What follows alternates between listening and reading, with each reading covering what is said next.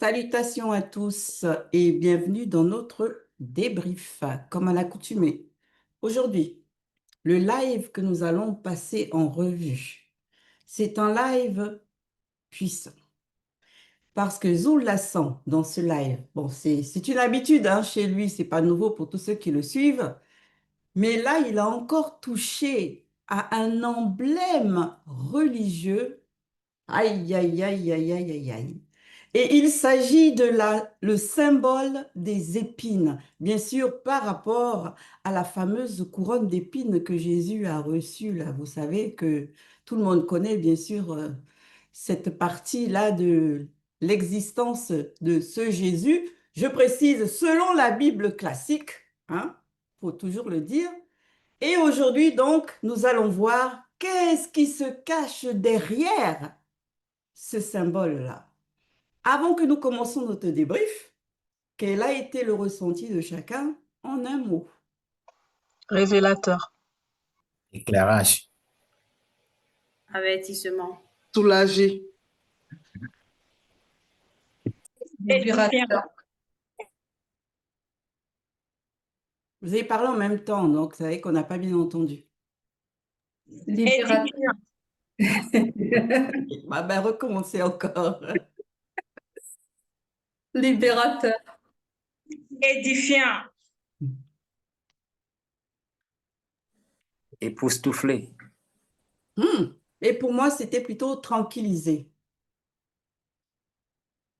Donc, nous allons bien sûr nous arrêter brièvement sur la phase d'introduction parce qu'il est important que l'on parte bien sûr de d'où cette scène a commencé, le pourquoi du comment, comme on dit, et ensuite on va évoluer bien sûr dans la vérité, selon le verbe de Loba. Donc, pour la phase d'introduction, qu'avez-vous retenu par rapport à ce symbole-là? Merci, Ngengeti. Ce n'est plus à démontrer. Jésus-Christ n'a jamais existé. C'est une invention pour usurper le vrai Christ noir qui est Dieu qui s'appelle. Mais lors de cette introduction, je me suis arrêtée d'abord sur l'article qu'il a lu. Et c'est le côté qui consiste il a parlé un peu plus d'une des coutumes romaines et selon laquelle il y a quand même des couronnes qu'on donne aux plus vaillants soldats. Mais ce qui a retenu mon attention, c'est la manière dont ils ont pris cette histoire et collé ça au montage de l'histoire de Jésus.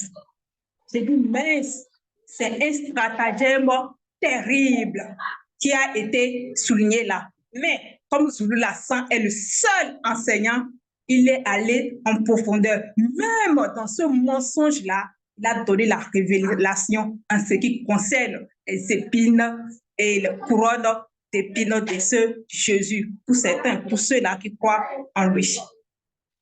À ta suite, Abiké, il a dessiné couronne d'épines, symbole de souffrance, d'humiliation. On parle d'humiliation, on voit la confusion, on voit la honte et on voit l'abaissement. Couronne civique destinée à celui qui a sauvé la vie d'une personne en tuant son agresseur. Ça sont les définitions du dictionnaire. Et on parle aussi de la couronne de laurier destinée à destination honorifique, symbole de gloire. Jésus, selon les Bibles classiques et selon la croyance de certains encore de nos jours, est le sauveur de l'humanité. Donc, il est mort pour la croix pour sauver les péchés du monde. Donc, et pendant sa mort, au lieu qu'on lui donne la couronne qui lui est réservée, on lui a plutôt donné la couronne d'épines. Encore un appel puissant pour éveiller la conscience de ceux-là qui adorent ce soi-disant personnage fictif, comme Abdiké l'a mentionné, n'a jamais existé. Ça, c'est encore un éveil magistral que Zoulou l'a fait à notre personne aussi, encore pour ceux-là encore qui sont dans JCLA. Et quand on observe encore tout ce que Zoula a fait mention, je me suis posé la question, mais ceux qui passent leur temps à faire à représenter des sketchs, comme ils ont dit ça, de la passion du Christ, jusqu'à ce qu'ils font aussi toutes ces couronnes-là, c'est vrai qu'il faut imiter. Mais aujourd'hui, avec Zoula je comprends que même pour imiter, il faut comprendre le pourquoi tu imites. Parce que derrière chaque chose, même, il y a même une histoire cachée. Non, mais c'est terriblement révélateur ce que Zoulasan nous a présenté encore aujourd'hui. Ouais, je suis d'accord avec toi, Daniel, parce que quand on repart toujours dans les Bibles classiques, ça amène forcément à retourner un petit peu à ce qu'on pouvait imaginer ou percevoir lorsqu'on était encore dedans, hein. Et il y en a beaucoup qui pensaient que c'était une marque de mépris et c'était aussi pour lui faire mal physiquement, c'est-à-dire pour que ça le griffe seulement ou bien. Et donc, il y en a plein qui vont prendre ça, mettre sur la tête pour se dire que non, ils vont ressentir la même souffrance que Christ. Voilà, en fait, c'est du mimétisme, mais sans vraiment comprendre ce qu'il y a derrière. Et même là, Zoulasson nous révèle encore avec puissance ce qui est caché derrière ce symbole-là. Donc déjà, faire cette recherche, on n'avait pas cette idée-là de se dire, bon, bah, pourquoi on lui a mis une couronne d'épines selon ce qui est écrit dans les Bibles classiques? Quel est le message qu'il y avait véritablement derrière? Et tu es parfaitement rentré dedans. Donc c'est pour dire que le mimétisme, là, il faut s'interroger même pourquoi on pose certaines actions. Ouais, franchement, Zolassin, il est le seul à faire ce genre de révélation. Même dans les Bibles classiques, ils n'arrivent même pas à comprendre leur propre récit. On sait que la couronne, elle a une connotation de gloire, de puissance, d'intronisation. La couronne, en fait, c'est un truc à caractère, c'est quelque chose à caractère positif. Mais moi, ce qui m'a marqué justement dans l'introduction, c'est le côté ironique du geste que ceux qui ont cloué ou bien qui ont mis Jésus sur leur poteau ou qui l'ont mis sur la croix, le fait qu'ils ont mis des épines tout autour. Et même dans la même Bible, c'est-à-dire, aucun pasteur, pour ceux qui sont dans le christianisme, aucun pasteur ne peut te dire en fait que, ah oui, dans Exode, il est dit ceci, c'est un rapport avec ça, et tout, et tout. Ce n'est que Zoula ça, qui prend même le récit, qui étale, qui expose cela, pour dire que, ah, attendez, dans vos récits-là, il y a des erreurs, il y a des contradictions, il y a des faussetés, il y a de l'usurpation, et même dans ça, vous ne comprenez même pas ce que vous êtes en train de lire. C'est que Jésus, c'est un mendie. C'est pour ça que la couronne, au lieu qu'elle soit en fleurs ou en je ne sais trop quoi, comme Aaron lui le portait, elle est en épine. Et c'est ça justement, en fait. Et Zoula, il a clarifié. Et on va mieux comprendre dans la suite. Oui, dans la suite de ce que tu dis, Laurie, c'est vrai que on voit même à notre époque maintenant, la Jubilation nous a démontré que eux, ces Romains-là, ils ont pénétré quelque chose, on va dire ça comme ça. Mais quand on voit les personnes de notre époque maintenant, ils vont vénérer cela. Ils vont prendre ça comme un symbole d'amour, comme quoi le Christ a tellement aimé, en fait, le peuple, tout ça et tout, ben, ils vont vénérer cela. Moi, je regardais tout à l'heure, on voit même qu'il y a des personnes qui disent que voilà, cette couronne-là est détenue quelque part à Notre-Dame. Mais entre l'époque là qui s'est passée et maintenant, si on dit que c'est une épine, la logique veut que ça aurait dû même pourrir ou autre chose. Depuis. Mais il y a des gens qui vont encore continuer à vénérer cela et vont nous faire croire que ça, c'est Notre-Dame de Paris là-bas et des personnes, ils vont croire réellement à cela. Et donc voilà, on nous a encore éclairé, enlevé encore le voile et on va dire, montrer vraiment ce qui se cache derrière. Et c'était vraiment super cet enseignement-là. Oui. Oui, Moi effectivement. aussi, j'ai touché sur le symbole de l'amour que certains retiennent hein, par rapport à cette scène-là, ce couronnement, on va dire comme ça. Et ce qui me choque, en fait, c'est l'analogie que, on va dire, l'Église catholique a fait entre la souffrance et l'amour. Et c'est l'amour, là, ici, en gros, c'est un amour, on va dire, c'est sadique, quoi, de faire cette analogie. C'est même masochiste en même temps. Parce que faire en sorte que soit gravé dans l'intellect des gens que l'amour, ça fait souffrir. Ou que le fait de souffrir par amour, c'est glorieux. Mais ça relève de la psychopathie, en fait. Et dans toute la Bible classique, hein, quand on regarde bien, le message qui est véhiculé, l'un des messages, c'est ça en fait. On nous fait croire que ben, le royaume des cieux, par exemple, appartient aux pauvres. Ou tout simplement, on entend même de la bouche de Jésus que si on te gifle, ben, tends l'autre joue. Donc, en gros, laisse quelqu'un d'autre te gifler pour manifester qu'en gros, toi, tu es dans l'amour, toi, tu es dans l'humilité et toutes ces choses-là. Mais c'est complètement dingue et une véritable hérésie. On veut nous faire croire que la spiritualité véritable, c'est ça. Alors qu'en fait, c'est complètement faux. L'amour est le fruit de l'esprit. Le fruit du mondit, ce qu'eux, ils appellent le Saint-Esprit ou l'Esprit Saint. Et il n'y a pas de revers de médaille dans ça. Il n'y en a pas. Si quelqu'un souffre, c'est parce que lui-même, par ses actes de désobéissance, ouvre des portes, c'est tout. Mais le Verbe, lui, ne te fera pas souffrir, jamais. Et effectivement, Ngengeti, le Verbe ne va pas faire souffrir. Et il faudrait que les chrétiens, c'est-à-dire dans cette façon de voir, puissent comprendre que, en fait, ça n'a rien à voir. Ce n'est pas ici une souffrance, n'est-ce pas, parce que le soi-disant Jésus, n'est-ce pas, c'est-à-dire malgré qu'il était, on va dire, entre griffes, il était juste. Donc, il a souffert et on l'a humilié, ainsi de suite. Non, non, ça n'a rien à voir parce que c'était clair et Zulu Lassan, n'est-ce pas, l'a révélé en réalité, c'est-à-dire il a mérité ce qu'il, c'est-à-dire ce que ce Jésus-là, en fait, était. C'est un mérite. Et c'est les soldats romains eux-mêmes qui ont compris cela. Et Zoulassan a précisé quelque chose qui est important. C'est-à-dire, mais ces Romains, ces catholiques eux-mêmes, c'est-à-dire qui ont envoyé, n'est-ce pas, et cette fabrication de Jésus, eux, ils disent, bon, c'est ça.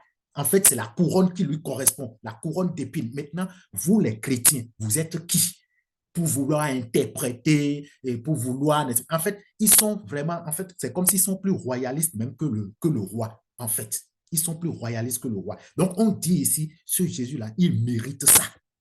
Parce que en réalité, c'est un faux. C'est un faux. Je vais m'arrêter là d'abord. À ta suite, Damien, ce que je retiens dans cette introduction, c'est le caractère, comment je peux dire, le côté moissonneur de Zulu Lassan. On sait que le moissonneur, c'est celui qui fait la distinction entre l'ivraie et le blé. Et à travers Proverbe 22:5, Zulu Lassan nous a révélé l'identité des JC comme le roi des brigands. Donc, tous ceux-là qui veulent imiter ce personnage-là, parfois dans leur, entre guillemets, je peux dire quoi, chemin de croix, ils veulent se flageller, ils veulent mettre les épines sur leur tête, pensant que c'est un symbole d'humilité pour se repentir. Non, non, non. En le faisant, vous vous identifiez à votre roi brigand. Vous également, vous êtes des brigands. Donc, Zulu Lassan nous a montré ici encore que ce JC-là n'a rien à voir avec le véritable Église que nous avons accepté selon la vérité du Verbe de l'aube.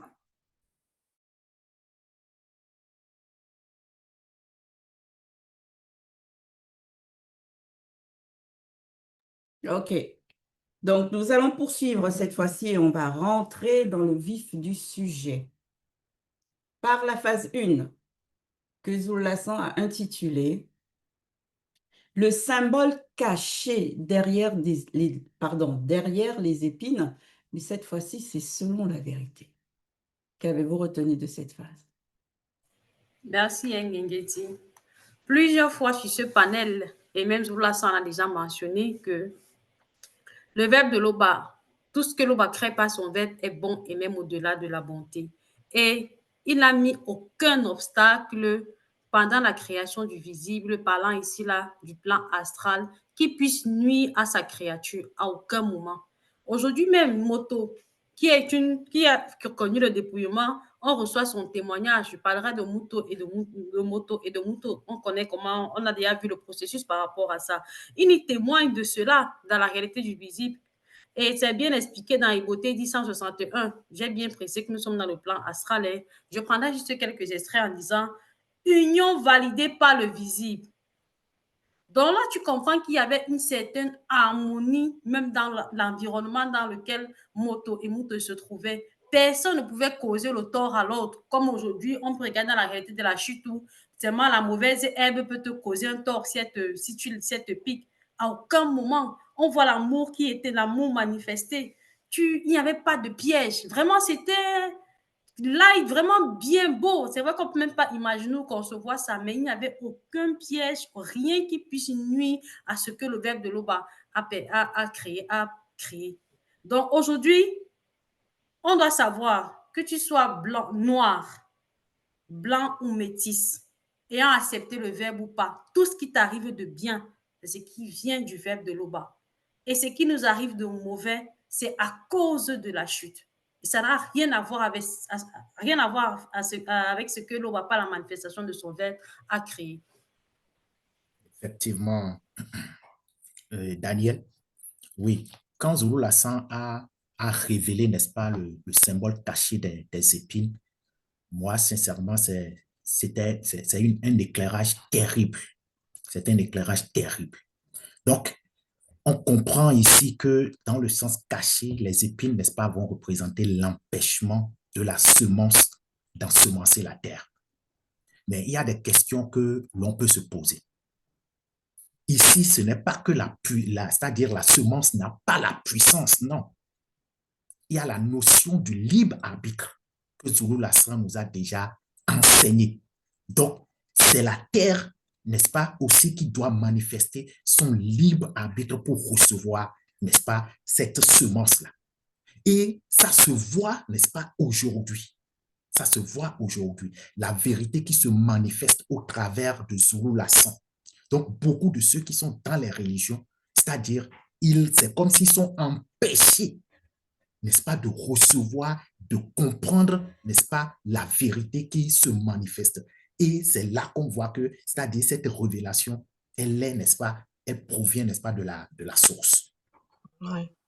En fait, on comprend déjà avec la première phase que le symbole de l'épine n'a rien à voir avec le symbole dans le faux. C'est-à-dire le symbole qu'ils ont voulu évoquer en disant que les épines, ça représente la souffrance, que ça représente l'humiliation. Selon la vérité, voilà ce que c'est que c'est une entrave. Les épines sont une entrave. Et ce qui est bien, c'est qu'on comprend encore mieux que c'est quelque chose qui s'est manifesté après la chute. C'est-à-dire qu'il n'y avait pas d'épines avant. Donc le fait déjà si on essaie de faire le parallèle avec ce qu'on a reçu déjà par rapport à l'introduction, voilà, c'est que ils ignorent véritablement ceux qui ont rédigé les Bibles classiques, ils ignorent véritablement les profondeurs des symboles. Et là, Zulu Lassan a bien été clair par rapport à cela, c'est que les épines, ça étouffe. Ça veut dire que ça empêche de respirer, ça empêche de croître, ça empêche de grandir, ça empêche d'atteindre un certain niveau. Donc le symbole des épines, c'est quelque chose qui est terrible. De prendre ça pour pouvoir l'associer comme ça à leur faux Jésus, là, voilà ce que ça donne. Oui, justement, Oui. Merci Abiké. À ta suite, Béké qui dit, franchement, le fait que dans ce verset, on lit par exemple le mot comme honte, épine ou pierre. Et quand on se situe à un moment où il n'y avait pas encore la notion de péché, il n'y avait pas encore ça. C'est là qu'on dit encore que le verbe ne fait pas dans la dentelle, en fait. C'est-à-dire que la précision, elle est vraiment chirurgicale. Moto, il était déjà conscient de quelque chose, de ce que la désobéissance peut impacter. C'est pour ça qu'il a écrit ainsi. Le péché n'existait pas encore. Ça, c'est quelque chose qui est... Oh, c'est un peu comme si un enfant naît, on le met dans un environnement où on n'apprend pas de mots et subitement il connaît les mots. Ça n'a rien à voir avec ça. On parle ici de Moto, le tout premier homme. Et on parle ici d'une époque où le péché n'existait pas. Mais il avait cette connaissance-là, que la désobéissance, voilà l'impact ou le dégât que ça peut causer. Et maintenant, le fait que Zulaï donne encore la précision que l'épine empêche la semence d'ensemencer. Franchement, de nos jours, on voit le dégât. C'est pour ça que c'est bien précisé que ce n'est qu'après la chute. Ça ne peut que venir du péché parce que c'est comme une maladie. Et l'épine, c'est les symptômes. Un peu comme tu as une maladie et l'épine, c'est les symptômes. C'est-à-dire la fièvre, les douleurs, les vomis. C'est-à-dire que ça te détruit, ça t'affaiblit au point où tu perds carrément ta vie. Et Zulula, il a tellement bien schématisé ça. Et franchement, moi, j'ai été soulagée pendant cette phase. C'était tellement agréable. Oui, merci. Exactement, c'est ce point aussi que je voulais aborder, qu'ici, on est dans le plan visible, il n'y avait pas encore du péché. Donc, les épines ne pouvaient pas y être. Parce que les épines, en même temps, ont représenté également la honte. Et on sait que la honte est issue du péché. Maintenant, le fait qu'il entre dans pour nous donner la révélation, il prend ce cas de Moto et Moto. On sait aussi que lors d'un live, il nous avait déjà révélé que Moto, il est en même temps la semence et le semeur. Et Moto, la femme, c'est la terre. Et on nous avait aussi parlé de la compatibilité entre la terre et la semence. Donc, ça veut dire quoi? Il n'y avait pas d'anomalie. Tout était bien tracé. Il n'y avait pas tout ce qu'on peut nommer aujourd'hui, des problèmes, des soucis, tout ça, il n'y en avait pas aussi. Donc, c'est déjà très important de connaître à quel moment alors s'est manifesté les épines. C'est très important. Mais à l'origine, il n'y en avait pas. Donc, c'est déjà des choses qui échappent aux religieux, et quand ils vont l'associer, mais c'est toujours pour aller encore dans la confusion, pour placer même le peuple dans la confusion. Et en ce moment, ça va rejoindre ce que Kamela et Ngengeti avaient souligné. Ils vont parler du symbole d'amour. Où est l'amour dedans?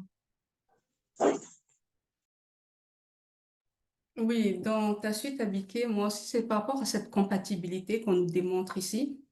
Moi, ça m'a marqué aussi parce que là, on voit vraiment, comme on a dit depuis tout à l'heure, là, c'est vraiment après la chute. Et donc là, on nous montre que parce que beaucoup se disent, mais pourquoi Dieu, il a fait les choses comme ça selon leur Dieu, là, bien entendu. Mais là, on nous montre qu'en fait, Loba, par la manifestation de sa volonté, quand il a manifesté les choses, toute chose a été bonne, c'est-à-dire pour l'homme et pour la femme Mouto, mais tout a été, on va dire, en harmonie, tout a été bien pour qu'en fait, ils puissent atteindre le but là de pourquoi ils étaient là. Et en fait, ça nous montre que finalement, là, ça ferme encore cette porte-là que les gens disent, ah non, pourquoi il a fait ça, pourquoi ceci, si il avait l'amour, pourquoi il a mis cet arbre, pourquoi ceci, enfin, plein de choses comme ça. Mais là, ça nous montre que finalement, l'Oba, par la manifestation de sa volonté, vraiment, toute chose bonne avant la chute a été manifestée. Il n'y avait pas d'obstacle, il n'y avait pas de la souffrance, il n'y avait que des choses, en fait, qui suscitaient l'épanouissement, le développement spirituel de Moto et Muto pour atteindre leur but là. Moi, ça m'a beaucoup touchée.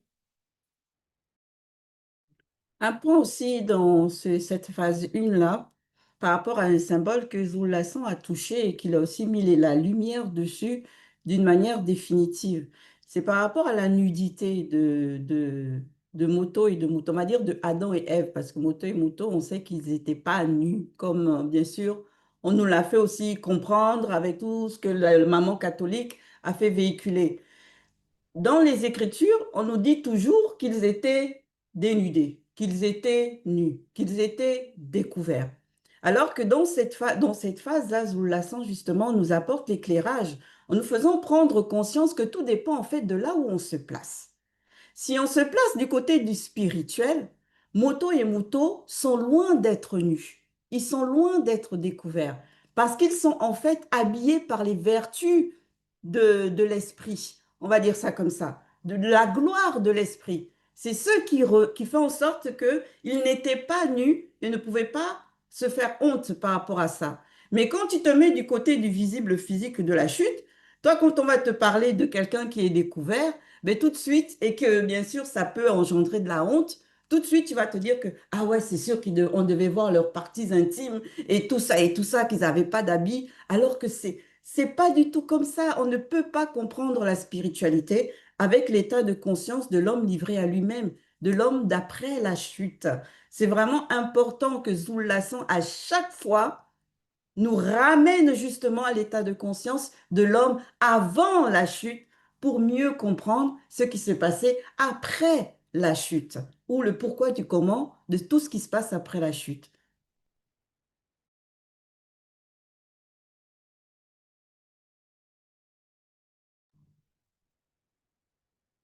Ton micro, bon.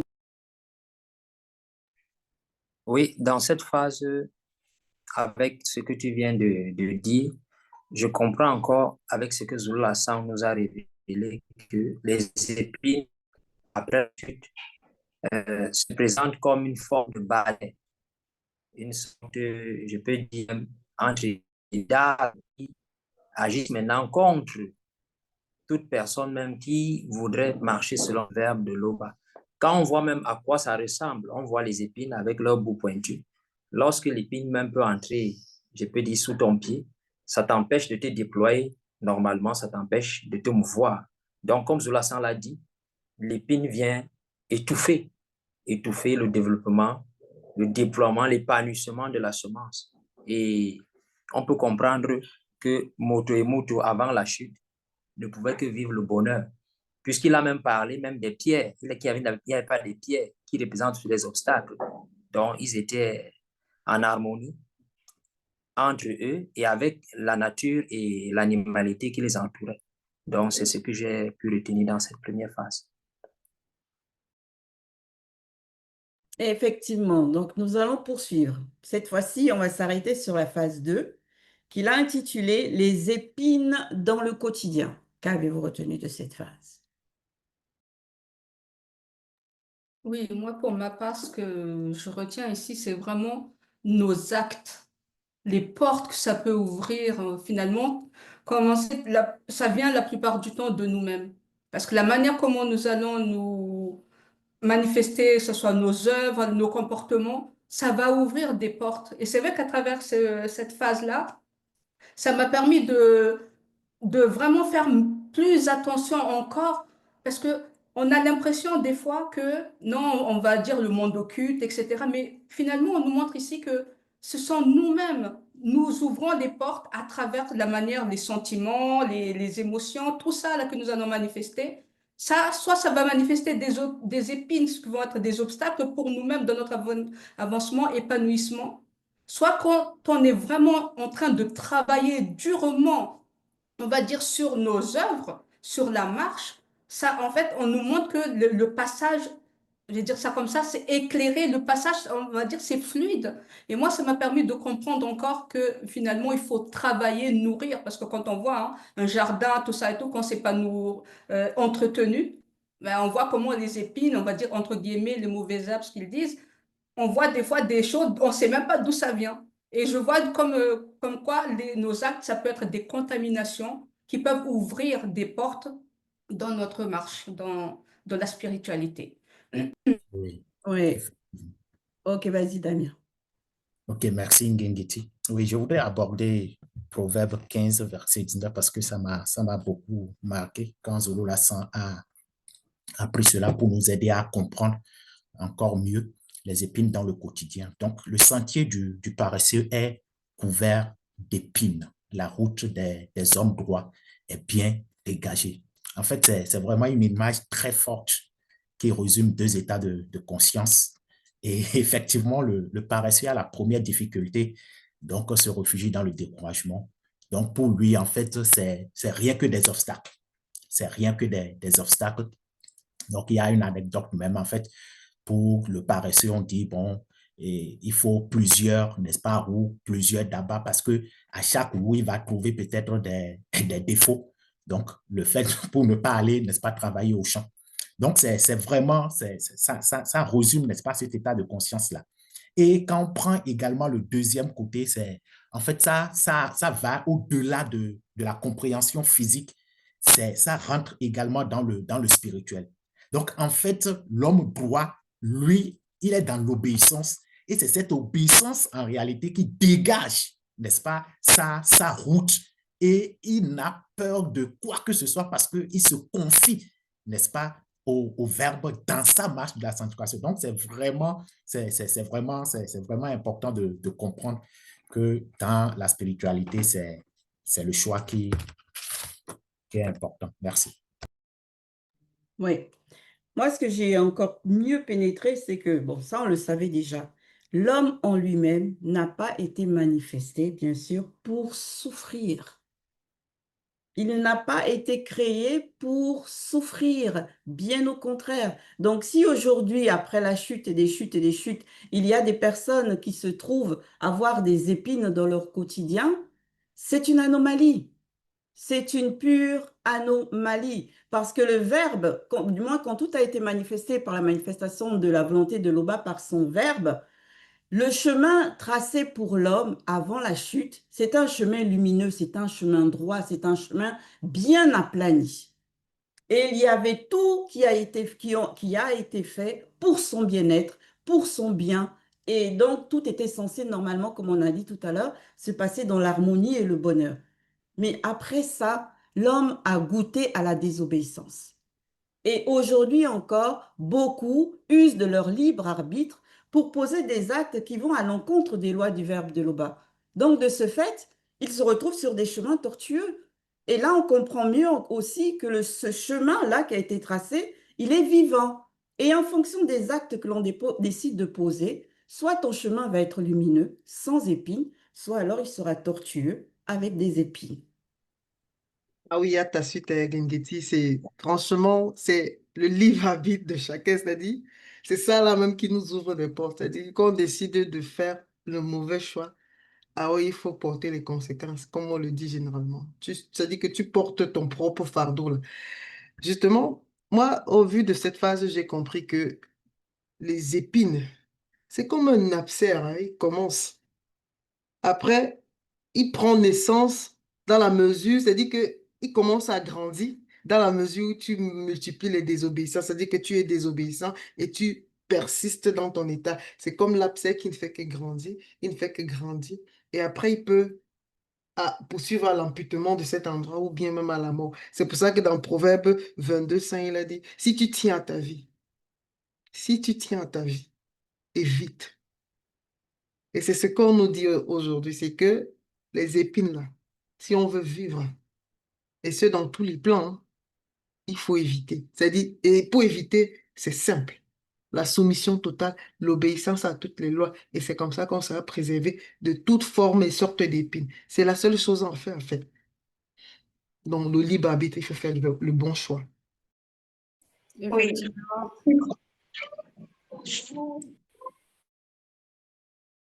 Ok, merci, Abike. Je poursuis dans ce que tu dis, Loris. Le paresseux, c'est celui-là qui renvoie toujours à demain. Il a toujours les excuses.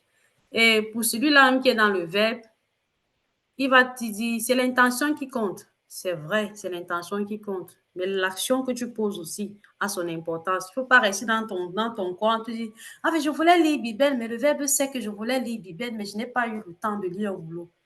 Pourtant, tu n'étais pas disposé vraiment à vouloir concrétiser cela. Donc, tu n'as pas fait cette disposition.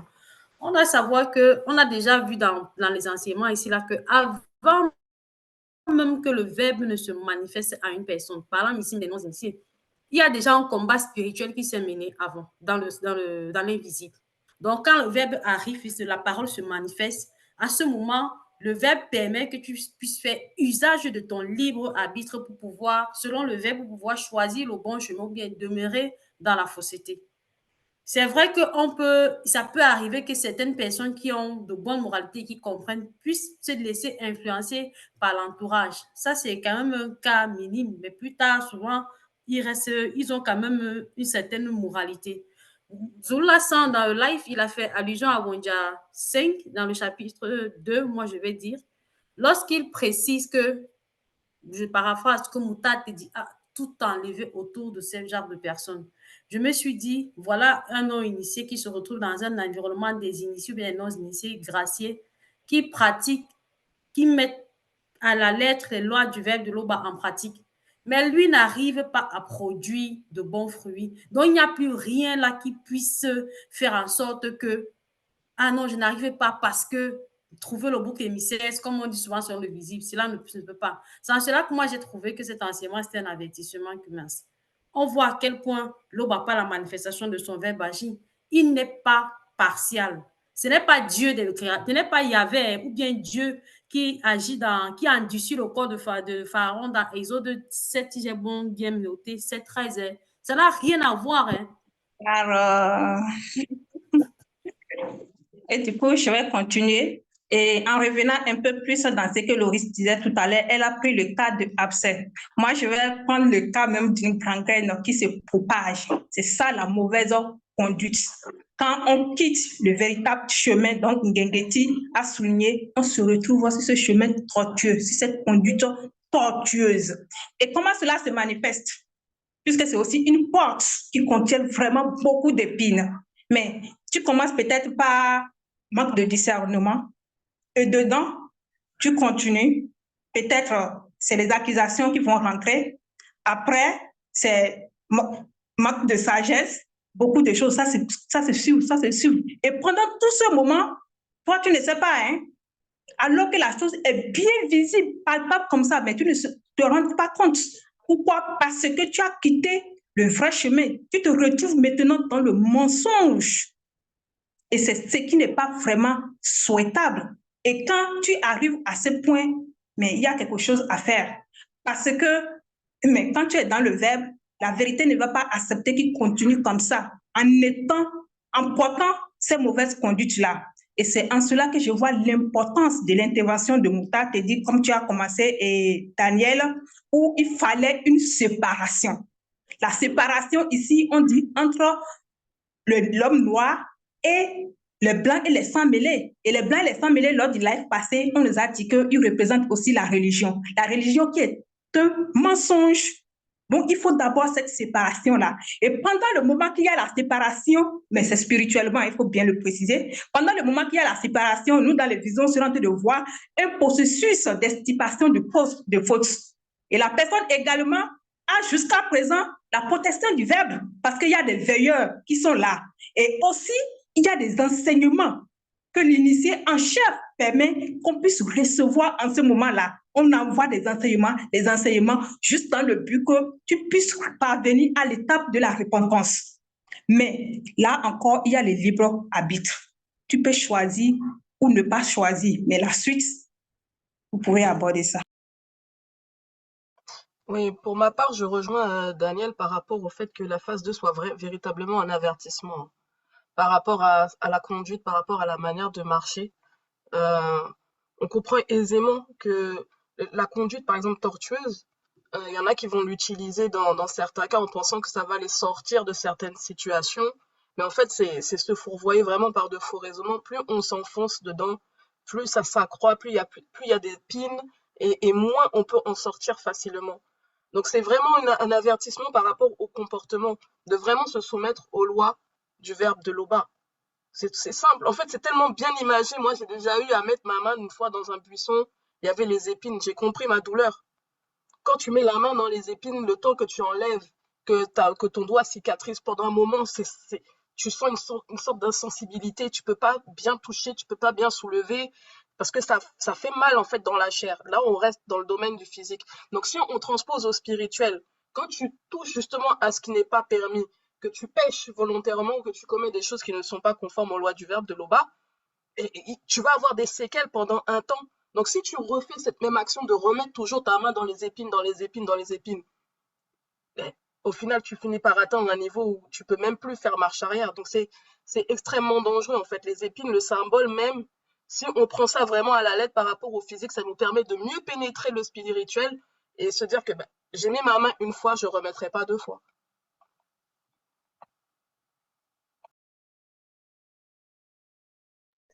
Oui, à ta suite, Bekekeli, ce que je retiens dans cette phase, c'est que cela semble faire comprendre qu'après la chute, les épines sont là.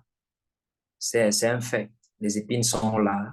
Ces obstacles, ces difficultés sont là mais par la manifestation de la grâce de Loba, pour ceux qui acceptent le verbe, les lois nous donnent la force et la possibilité de cultiver le jardin que nous sommes, cette terre que nous sommes, pour ne pas être des paresseux, afin que notre chemin soit dégagé. Donc, ça dépend de notre état de conscience aussi. Pour ceux qui veulent ouvrir, soit les bonnes, soit les mauvaises fréquences. Parce que, comme tu l'as dit, lorsque tu ouvres la mauvaise fréquence et tu entres dans ces épines-là, tu vas laisser les lambeaux de ta chair. Ça veut dire que tu vas subir. Donc, tu ne vas plus être indemne comme quand tu es entré. Donc, il faut vraiment soit, ce sera pour ton épanouissement si tu ouvres la bonne fréquence, soit pour ton assombrissement. Et Zola ça nous a encore fait comprendre qu'il est important de s'en écarter pour être des arbres qui produisent des bons fruits. Et ces fruits-là, comme on l'a toujours dit, c'est la manifestation de nos œuvres, les bonnes œuvres selon les lois du verbe de l'eau. Oui, un point aussi qu'il a dit à la fin de cette phase, c'est que souvent les personnes, quand elles vont agir, elles vont penser que leurs actes, en gros, ne vont pas manifester des difficultés dans le sens propre du terme. Elles vont plutôt se focaliser sur le fait que les attaques. Ah, ce sont les attaques. Telles les attaques. Il y a un problème, forcément, c'est toujours la faute des démons ou la faute, c'est toujours ça, hein. Mais jamais la personne ne réalise et ne prend conscience que non, c'est un châtiment que tu es en train de subir. Tu es sous le coup du châtiment. Parce que mon dit Mabeko qui s'est dit, mais ne laisse pas passer ce genre de comportement-là.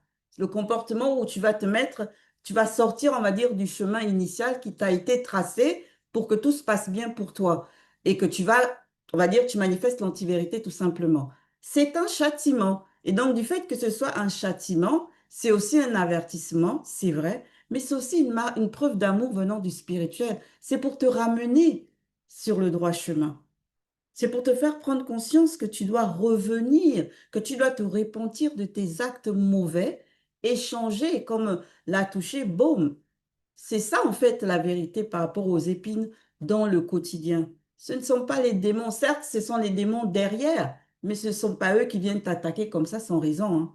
C'est parce que tu as d'abord ouvert une porte. Je peux, Ngengeti? D'accord, merci.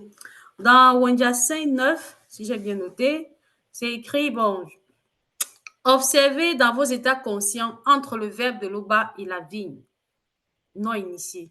Aujourd'hui, toutes les personnes qui écoutent les enseignements de Zulu Lasson et qui les mettent en pratique savent c'est quoi l'état conscient. Personne ne peut dire qu'il ne sait pas réellement c'est quoi l'état conscient. Ça veut dire qu'on agit aujourd'hui en conséquence parce qu'on observe avec l'âme libérée, comme j'aime souvent, avec les yeux de l'âme libérée, comme j'ai l'habitude de dire. On a cette possibilité aujourd'hui d'observer les lois du verbe de l'Oba et comment les non-initiés vivent parce qu'au quotidien, on voit comment derrière le monde occulte qui agit, mais aussi les personnes elles-mêmes par rapport à l'éducation aussi qu'elles ont reçue. Ça, le verbe permet qu'on puisse discerner même cela. Un sujet qui est très sensible actuellement, on va seulement prendre le cas des mariages. On voit comment ça se passe actuellement dans le visible. Aucune base selon le verbe. Aucune. Donc, parfois, on dit souvent le visible, il y a une expression qui dit, c'est quand tu perds quelque chose que tu connais sa valeur. Mais sauf qu'avec le spirituel, ce n'est pas ça. Si tu te déplaces en instant T, tu ne vas pas comprendre cela. Mais c'est au moment de la grande consommation que tu sauras que, dans ce que je vivais là-bas, là, ce qu'on me disait là-bas, là, c'était ça. Donc, c'était pas ça. Il fallait suivre ici, il fallait suivre là-bas. Il faut vraiment qu'on puisse prendre garde de la grâce qui nous a été manifestée. Comme Zula San nous le dit toujours, on a une seule vie dans cette réalité du visible. Et c'est ici-là que c'est déterminant le restant de notre vie. Soit on meurt, soit on vit. D'accord, nous allons donc poursuivre sur notre débrief. Et là, nous allons nous arrêter cette fois-ci à la phase 3. La phase 3 que Zoulasan a intitulée « L'identité des épines dans le monde occulte ». Qu'avez-vous retenu de cette phase? Oui, je peux poursuivre alors. Déjà, tout à l'heure, lors de la deuxième phase, tu as parlé du châtiment. Donc, ça veut dire que là, même, je peux comprendre aussi la grâce qui est là. Mais ça peut arriver que la protection soit retirée. Et en ce moment, ce sont les démons qui interviennent. Et ici, ces épines-là, également, ce sont des démons de la richesse du visible. Donc, ça veut dire que la personne quitte d'étape, il monte, mais du mauvais chemin. Et là, c'est encore compliqué parce qu'il laisse assez maintenant aux démons de la richesse du visible. Et ces démons, mince, ils fatiguent. Donc, il faut une soumission entière pour pouvoir les combattre. Te voilà maintenant sans la protection du verbe. Comment tu peux résister? Donc, la semence qui était en toi, l'enseignement que tu avais déjà reçu, ça va encore être étouffé. Et c'est en ce moment, mais tu seras foulé à terre. Désormais, tu n'as plus de repères. Même les propres paroles que tu avais déjà reçues, tu vas commencer par nier. Là, c'est vraiment une étape, je dirais qu'il ne faudrait vraiment pas chercher à atteindre. C'est très, très important. Lorsqu'on parle par rapport à cette phase des mondes de la richesse du visible, quelqu'un peut se dire, bah, la richesse, c'est pas une bonne chose. Être riche, c'est bien, hein, c'est pas mauvais. Ça, c'est un point sur lequel il faut clarifier.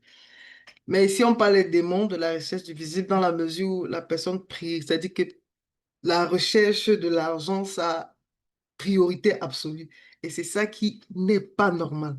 De nos jours, on voit les pasteurs, c'est-à-dire que ces mangeurs de chikwang, c'est-à-dire ces pasteurs-là qui annoncent, c'est-à-dire ils viennent, ils disent à leurs fidèles, Bon, il y a la prière de 10 000 francs, il y a la prière de 100 000 francs, il y a la prière de 500 000 francs. Qu'est-ce que tu veux? Et tu donnes l'argent, on prie pour toi. Ça dit que c'est arrivé à un stade où tu t'assois comme ça, tu dis que, oh là là, ça c'est quand même fort. Ils ont fait fort. Et même dans la vie courante, tu vois des personnes, des personnes qui donnent cette exclamation, la beauté de l'homme, c'est dans ses poches.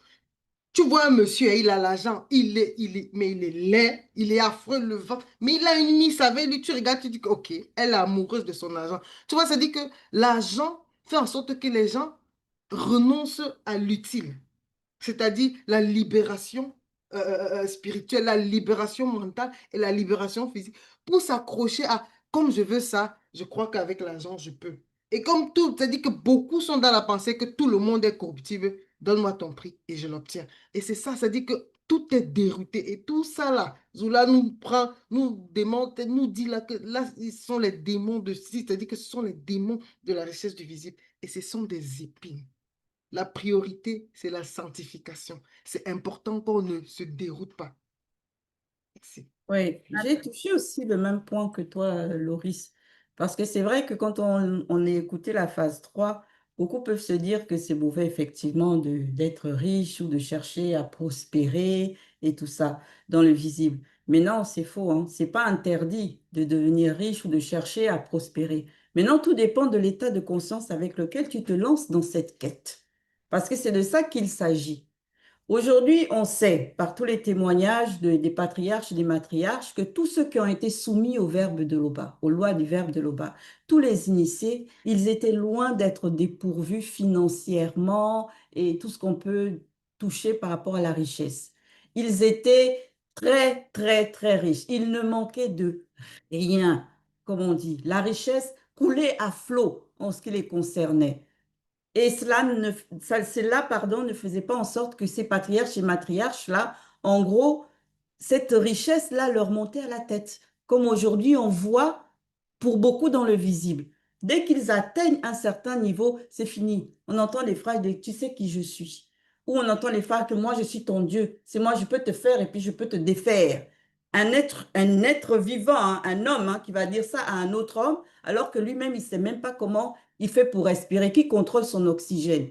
Il n'en est pas conscient, mais lui, il est conscient que par son argent, il peut faire de toi ce qu'il veut. Et ça, c'est ce qui est grave. Et c'est un état de conscience justement qu'il faut dénoncer et que beaucoup doivent prendre conscience que les démons de la richesse visible, ils vont t'entraîner dans cette quête-là si tu as des mauvaises intentions. Plus tu vas atteindre tes objectifs de richesse et moins tu seras satisfait. À chaque fois, tu en voudras plus, encore plus et toujours plus, dans le but, comme nous l'a révélé Zoulasan, que tu sois étouffé, en fait.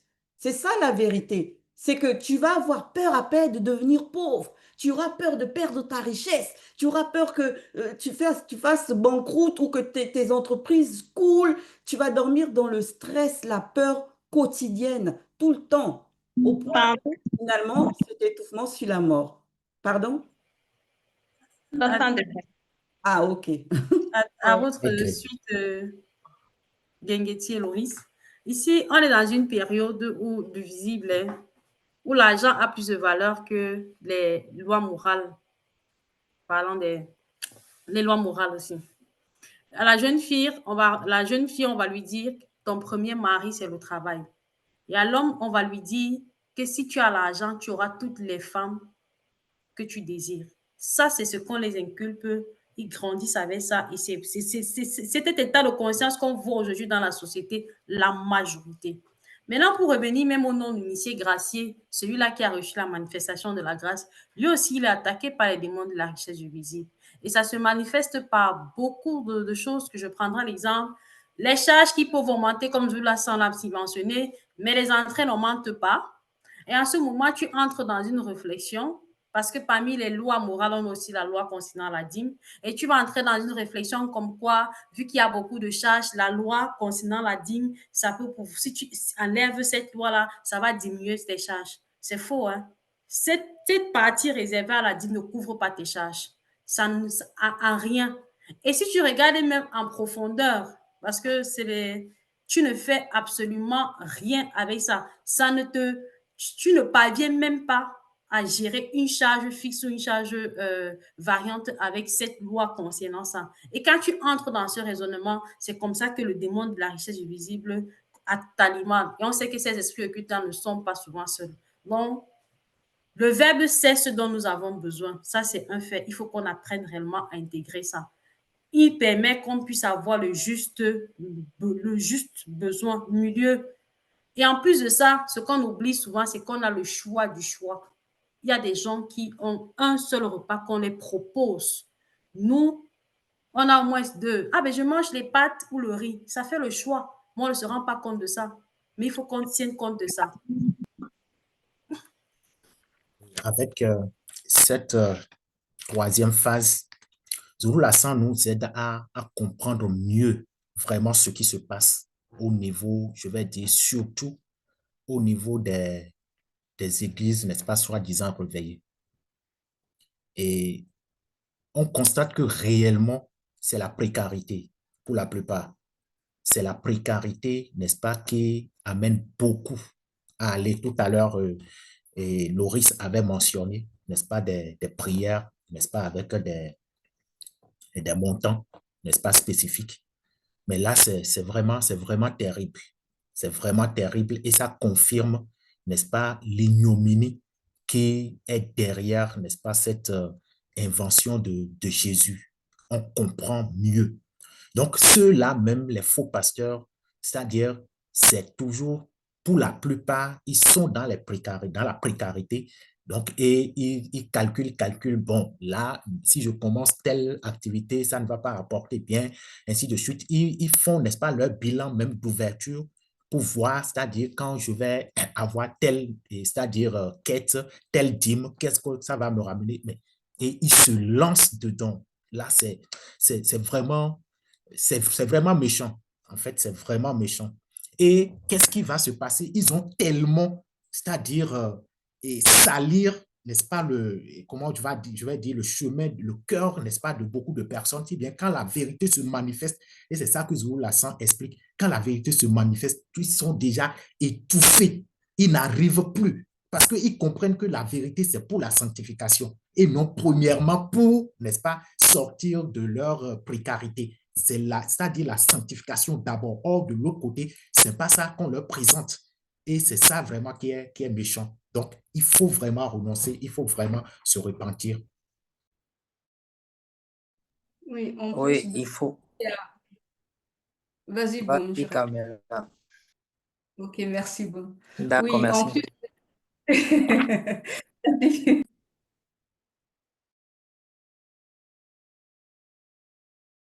Ok. Donc, en plus de ce qui a été dit tout à l'heure par rapport à ce qui est la priorité, moi aussi j'avais pensé à cette partie-là, mais il y a aussi quelque chose dans laquelle j'ai pensé par rapport à ça, parce que là, on nous montre en fait par rapport à la notion de la peur. Là, on nous montre déjà justement que voilà, il y a tellement on nous présente différents types de démons qui peuvent agir, mais on nous montre que face à tout cela, parce que j'ai retenu, parce que des fois, hein, quand il y a des situations, il y a la peur qui veut nous saisir. Mais on nous montre que face, peu importe ce qu'on va pouvoir entendre, les discours, peu importe ce qu'on va pouvoir voir, on nous montre encore, en fait, finalement, en tant que, on va dire, personne dans la parole, dans la fidélité, on ne doit pas craindre quoi que ce soit, en fait, qui sont de la chair, qui sont des choses, en fait, qui peuvent être, on va dire, influencées par le monde occulte. Moi, je trouve ça vraiment fortifiant, cette partie-là aussi, parce que ça nous montre que dans cette réalité du visible, on va avoir beaucoup de combats et on va entendre, voir beaucoup de choses, mais néanmoins de rester toujours comment on appelle ça, pas dans la peur, mais toujours dans l'espérance, au verbe de Loba, peu importe les difficultés, que ce soit financières, peu importe si on a des choses comme vraiment qui nous dérangent, par rapport à tout ce qu'on peut entendre, en fait, on nous montre, en tout cas pour moi, ce que je vois là, c'est qu'il faut toujours rester dans la confiance au verbe de l'Aubin.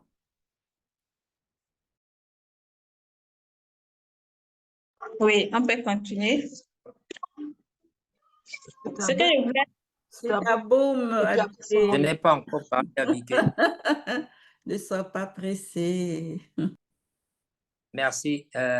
Dans cette phase, l'identité des épines dans le monde occulte, ce que je retiens ici, c'est qu'on nous parle des épines comme les démons de la richesse du visible. On nous dit bien du visible, mais nous savons qu'avec ce que Zoulasan nous a apporté, on nous appelle à rentrer dans la conscience du spirituel. Et au départ, on nous a montré ici comment Moto et Muto, avant la chute, ils vivaient dans l'harmonie, dans cette richesse, si on peut dire, spirituelle et physique. Il n'y avait pas encore les démons. Donc, ça veut dire que si nous également, on s'attelle à apprendre à rentrer dans cette conscience première-là, on va éviter d'être à la merci des démons de la richesse du visible. Et on sait qu'il y a un passage où Jock Sabé dit que si on apprend à se connaître selon l'esprit, si on apprend à se connaître selon l'esprit, je vais lire le passage, vous êtes dans la, si vous ne vous connaissez pas selon votre esprit, vous êtes dans la pauvreté spirituelle et vous êtes la pauvreté spirituelle. Donc, je comprends par là que si on a déjà cette richesse spirituelle, bien que la richesse physique n'est pas interdite, on a cette transcendance-là dans notre état de conscience pour ne pas être à la merci des démons de circonstances. Mais on nous dit toujours qu'il faut éviter d'ouvrir les portes. C'est en ouvrant les portes que les esprits de circonstances, pardon, les démons de la richesse du visible prendront le contrôle et on verra comment au fur et à mesure, on pourra être dans des circonstances difficiles sur le plan financier. Donc, il ne faut pas se focaliser totalement sur la richesse du visible. Il faut d'abord chercher la richesse sur le plan spirituel à travers les lois et les préceptes que Zoulasan nous apporte. Temps de parole. Oui. En fait, on comprend encore dans cette phase quelque chose qui est très important. C'est que déjà derrière les épines, il y a des démons. Donc ça, c'est quelque chose qui convient de bien assimiler, que spirituellement, voilà ce que cela se représente. Et en fait, dans notre époque, dans la manière dont on va vivre de nos jours, on va dire que l'affaire de l'argent, c'est vraiment quelque chose de très compliqué. C'est un rapport qui est très difficile, en fait, je dirais, à maintenir selon le verbe, parce que c'est tellement ancré dans tous les échanges, dans tout ce qu'on a à faire, et puis même pour avoir on va dire, une vie correcte, on doit passer par le fait d'avoir de l'argent. Et les démons, justement, s'attellent à ce qu'on puisse idolâtrer, en fait, l'argent, idolâtrer la richesse, au point d'en oublier même le principal, qui est la spiritualité, qui est d'avoir une marche convenable selon le verbe, de respecter les lois et les ordonnances du verbe de l'Oba. La richesse, ça amène beaucoup à avoir des comportements tellement déraisonnables, irraisonnés. On peut le voir, il peut y avoir des meurtres, en fait, ça amène même à avoir d'autres comportements. Ça ouvre une porte, on va dire ça comme ça, qui amène à d'autres embranchements, et ça peut aller très très très loin. Donc c'est vraiment de veiller en fait sur le chemin de sanctification, hein, faut le dire, il faut faire attention, puisque ces démons-là, ils sont, comment je veux dire, c'est vicieux, c'est vraiment vicieux, et donc c'est très très dangereux, quoi. Il faut vraiment veiller.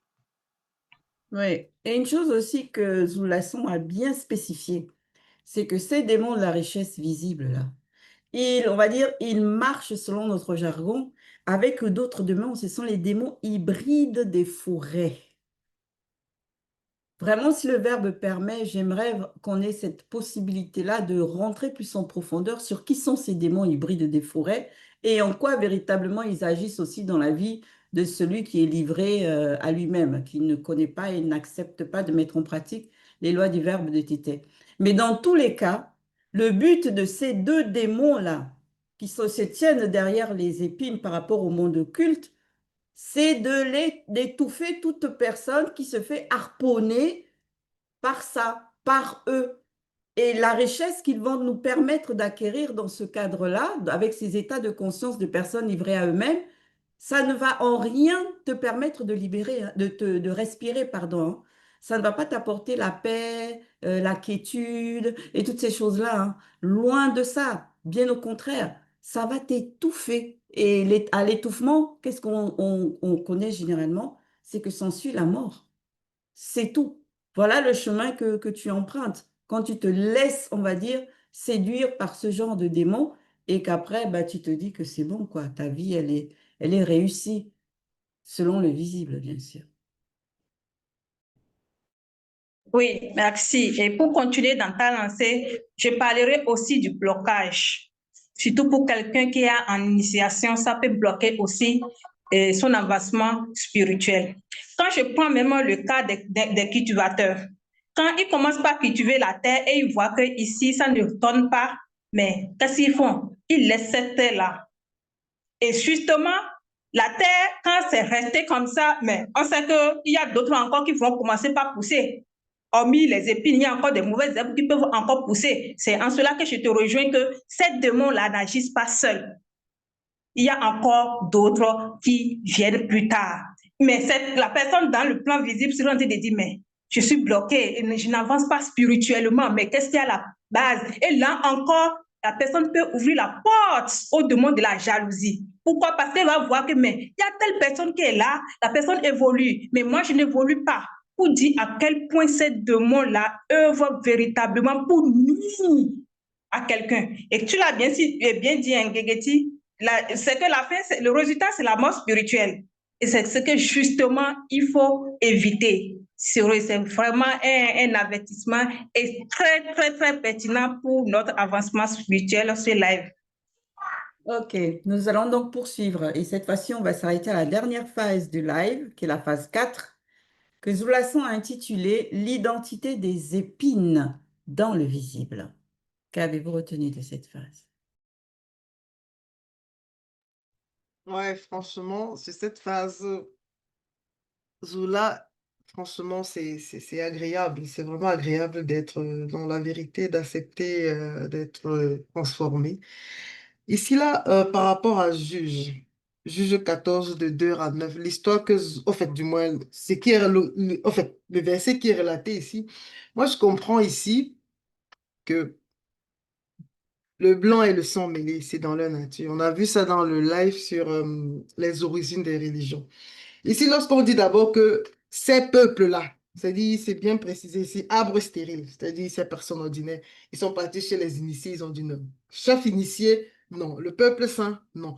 Mais les blancs et les sangs mêlés, ils ont accepté. Et ils ont donné leurs conditions. Et des conditions qui vont à l'encontre du verbe.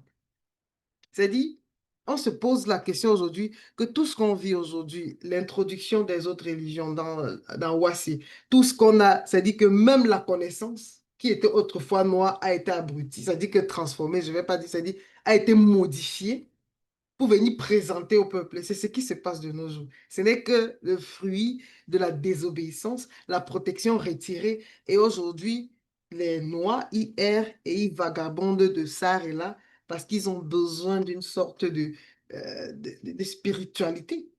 Et on sait que la spiritualité originelle, la spiritualité véritable est du peuple noir. Mais eux, ils se focalisent, ils embrassent plutôt les croyances des autres. Et c'est bien dommage. Ça, ce sont des épines. C'est ce qu'on vit dans le quotidien. Renoncez à cela. Venez à la lumière qu'apporte Zoulasson. Oui. Moi, personnellement, dans cette phase 4, premièrement, j'ai d'abord été émerveillée par la virtuosité linguistique que détiennent les initiés. Rien que par les versets de Juge 14, là. Beaucoup se sont, hein, on va dire, prêtés à ce jeu d'interprétation et de compréhension de ces versets.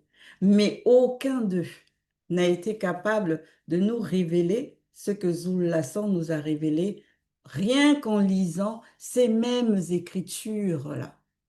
Transmettre à des personnes des messages à des personnes bien déterminées, hein, des personnes choisies, même avant que ces personnes-là ne soient manifestées dans l'existence. Les messages sont déjà là, ils sont codés. On cache leur sens profond à toutes ces autres personnes-là qui seront amenées à détenir entre leurs mains ces mêmes écrits. Et ils vont essayer, ils vont dire ci, ils vont dire ça, mais tous, ils passent à côté. Et c'est Zoulasson qui arrive dans ces derniers temps, comme on dit, de la fin, là. Et c'est lui qui arrive et nous révèle véritablement ce que cela veut dire et ce que cela implique. Non, mais c'est tout, enfin, je sais pas. Moi, ça m'a juste laissé encore bouche bée en disant que même, waouh, la spiritualité selon le verbe, c'est vraiment, c'est trop bien pour ne pas dire autre chose. Oui, c'est vraiment plein de sens, Ngengeti, comme tu viens de le dire. J'ai vu déjà, n'est-ce pas, la méthodologie que Zulu Lassan a utilisée pour nous amener jusqu'à cette quatrième phase. C'est vraiment formidable. D'abord, il nous plonge, n'est-ce pas, dans la source pour nous révéler ce que c'est que réellement, n'est-ce pas, les épines. Il nous amène, n'est-ce pas, dans l'invisible du visible, donc par rapport aussi aux démons. Avant, n'est-ce pas, de nous révéler, n'est-ce pas, ce qui se passe dans le physique. Et ça, on est déjà protégé. Protégé par rapport à quoi? Parce que c'est Zulu Lasson, on sait. C'est-à-dire la grâce qui est manifestée pour ne pas plonger, n'est-ce pas, dans le mépris. Ça, j'ai compris quelque chose. En fait, cette révélation, ce n'est pas en fait pour mépriser qui que ce soit, parce que il est venu lui-même en fait par rapport à certains parmi ceux-là, c'est-à-dire dont on a parlé ici au niveau de l'identité des épines dans le visible. Il est venu, n'est-ce pas, par rapport à certains d'entre eux qui vont, n'est-ce pas, accepter et pratiquer aussi, n'est-ce pas, la justice. Et ça, quand Zulu Lassan parlait, j'ai vu, en fait, c'est clair. Les événements aujourd'hui, les circonstances qui se manifestent, même à Ouassé, dans l'Afrique, c'est-à-dire, ça dit exactement, n'est-ce pas, la révélation. Comme le diraient, n'est-ce pas, certains dans un pays, en fait, c'est comme, c'est-à-dire ceux-là qui ne connaissent pas le verbe, c'est blanc et c'est sans mêler, c'est comme, on va dire, du sable dans le attiqué. En fait, ça ne passe pas. Ça ne passe pas pour l'homme noir. Et l'homme noir, en fait, n'a pas encore compris. Parce qu'il y a une partie de attiqué, peut-être que certains, on va dire, ceux qui sont haut placés, sont en train de manger, mais le peuple, en fait, il trouve, n'est-ce pas, ce sable-là. Et c'est vraiment important. Il faut s'arrêter et dire merci à Zulu Lassan pour cet éclairage-là. Effectivement, Damien, on doit vraiment dire merci à Zulu Lassan parce que là, aujourd'hui, il nous fait voir les choses de façon spirituelle, qu'on ne reste plus seulement dans le sens du visible. Plusieurs fois, il a déjà mentionné ici que la spiritualité, c'est une question de race et que le problème de l'homme noir n'est pas visible, c'est spirituel. Aujourd'hui, il met encore en lumière les démons de la richesse du visible et ce qui se cache, ce qui est tapis dans l'ombre, il expose ça. Et il faut qu'on comprenne que c'est avec la présence de Zulu Lassan dans le visible qu'on commence à voir les éveils des consciences chez les non-initiés, même je parlerai des non-initiés de Wassé, qu'on voit tout ce qui les accords qui sont en train de vouloir se fixer ou bien se mettre en place, comment les non-initiés réagissent maintenant face à cette situation. Si on rentre 20 ans en arrière, et maintenant, ce n'était pas comme ça, hein, c'était là, béni, oui, oui, comme à l'église catholique, oui, venez faire, vous êtes blancs, vous êtes des dieux. Mais aujourd'hui, on a notre histoire qui est révélée par Zulu Lassan et on comprend par les phénomènes qui se passent dans les visibles et par rapport à ce que Zulu Lassan nous apporte, on voit la cohérence et on voit que c'est typiquement exactement ça. Là, comme on l'a toujours mentionné, il n'est pas là pour la division, bien pour rabaisser les races. Non, on sait qu'il est le deuxième de toute la création et c'est par lui que ceux qui vont suivre la vérité, parlant des blancs et des sans mêlés, et les noirs aussi qui vont écouter la vérité, hériteront le grand ordre des choses. Il n'y a pas de division. C'est la vérité. Ouais. Oui, Vas-y, Carmela. merci, Bekekedi.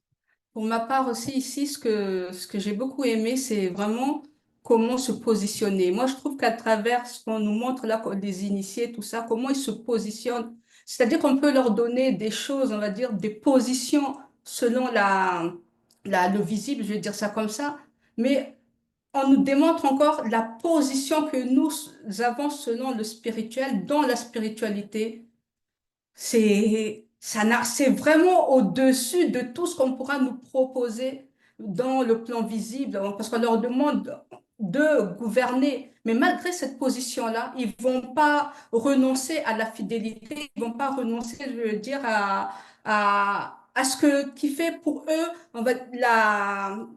l'amour que eux, ils peuvent avoir, on va dire, à mener des combats, je veux dire ça comme ça, futiles, en fait. Et moi, j'ai beaucoup aimé cette partie-là. Ça montre encore finalement que là où nous sommes, c'est vraiment, des fois, il y a des choses, il y a des combats où c'est pas utile de mener, quoi. Parce que là, ils nous montrent encore que malgré là, hein, la position, tout ça et tout, eux, ils savent où ils doivent se placer et qu'est-ce qu'ils doivent faire. Et moi, je trouvais ça vraiment, en tout cas, remarquable par rapport au comportement des initiés.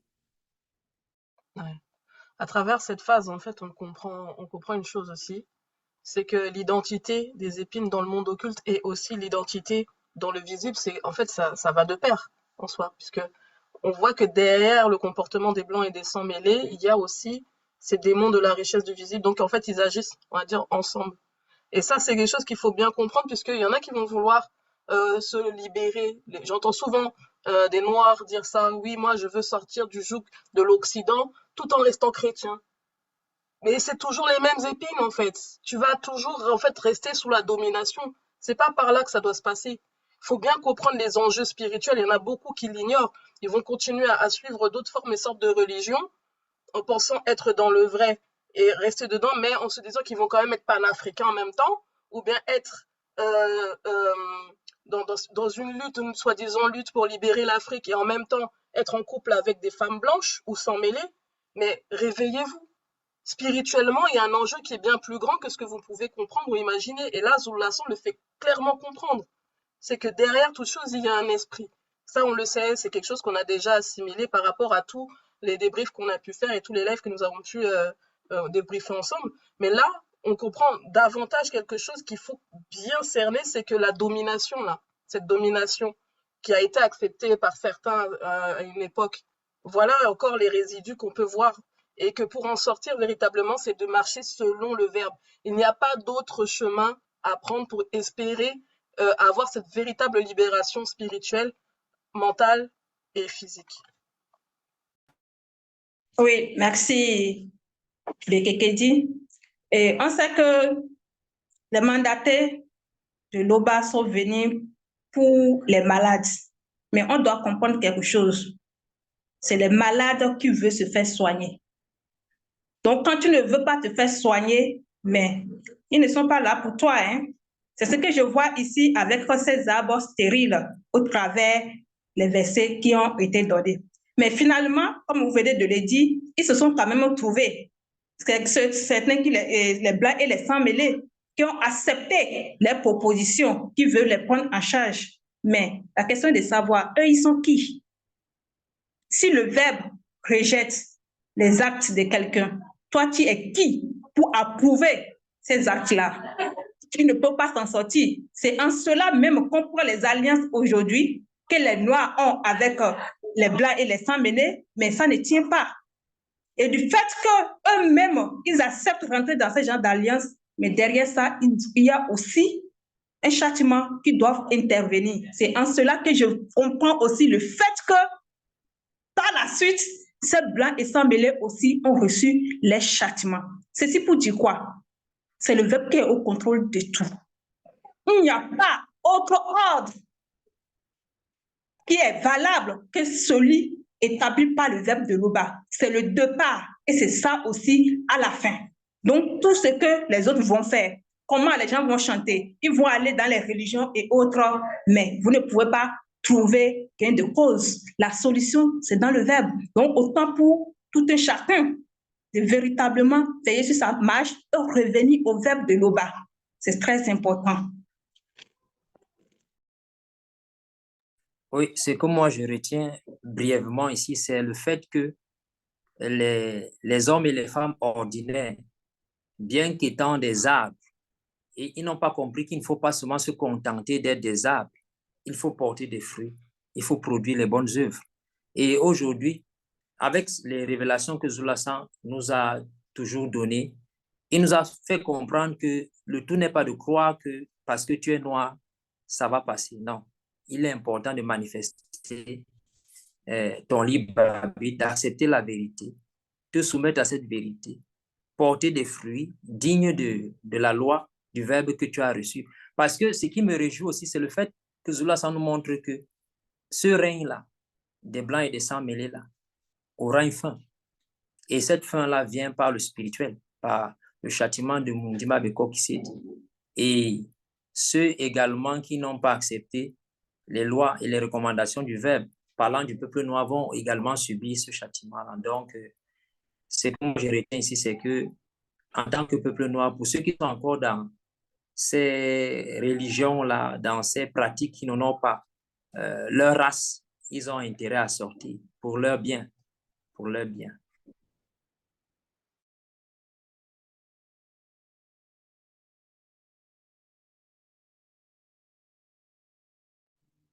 Alors, personne ne souhaite ajouter sur cette phase 4?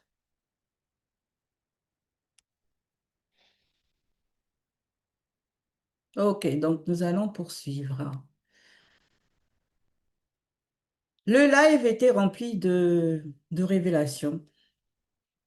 Et je pense que ces révélations sont à la portée de toute personne qui veut, comme a dit Abiké, tout malade qui veut se soigner a la capacité qui lui est donnée de pouvoir justement prendre ce traitement-là et se l'inoculer afin de guérir. Ça, c'est une chose. C'est toujours ça. Il s'agit toujours de manifester la volonté. Parce qu'à chaque fois, Zoulassant, on va dire, il passe au tamis. Tout ce qui est symbole, tout ce qui est histoire, théorie, doctrine, dogme, etc. De tout ce que l'on peut voir parmi les religions qui se pratiquent aujourd'hui. Mais on ne va pas aller vous imposer cette vérité. Parce que le bas n'est pas dictateur. Il faut que vous-même aussi, vous vouliez déjà y voir votre salvation dans ça. Mais si vous n'y voyez rien du tout, si pour vous, vous êtes bien là où vous vous trouvez, vous trouvez que vous êtes riche, vous trouvez, comme je dis, que vous suivez la tendance on va dire, de tout ce qui se fait aujourd'hui dans le visible, que ce soit spirituellement, entre quotes, pas spirituellement parlant, religieusement parlant, socialement parlant, peu importe la route que ça va prendre, si vous estimez que vous êtes bien, ben, restez-y. Nous, on n'est pas là non plus pour forcer quelqu'un à suivre forcément ce que dit Zoulassant. Mais on travaille dans le même sens. On travaille dans le sens de l'éveil des consciences. Parce que beaucoup, en fait, sont perdus. Est-ce que nous aussi, on était perdus à un moment donné? Et c'est ce que l'on constate aussi, que les autres, beaucoup, sont toujours perdus ou sont encore perdus. Et ça, c'est ce que nous permet d'avoir chacun d'entre nous le verbe de l'Oba.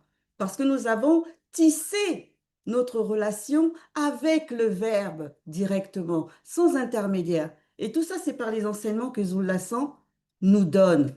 Et cette grâce-là, justement, que nous donne par la suite le verbe, c'est ce discernement, déjà de base, entre autres, hein, qui nous permet de comprendre le pourquoi du comment des choses qui nous entourent aujourd'hui. Et nous aussi, ça nous fait mal, quelque part, que nos frères, nos sœurs, tantes, mères, grands-pères, collègues de travail et autres, peu importe la race, se trouvent toujours pris dans ces liens de la servitude, dans ces liens d'aveuglement. Et donc, on fait aussi ce que l'on peut par nos participations dans le débrief. Donc, merci à chacun, encore une fois. Et si le Père le permet, au prochain débrief.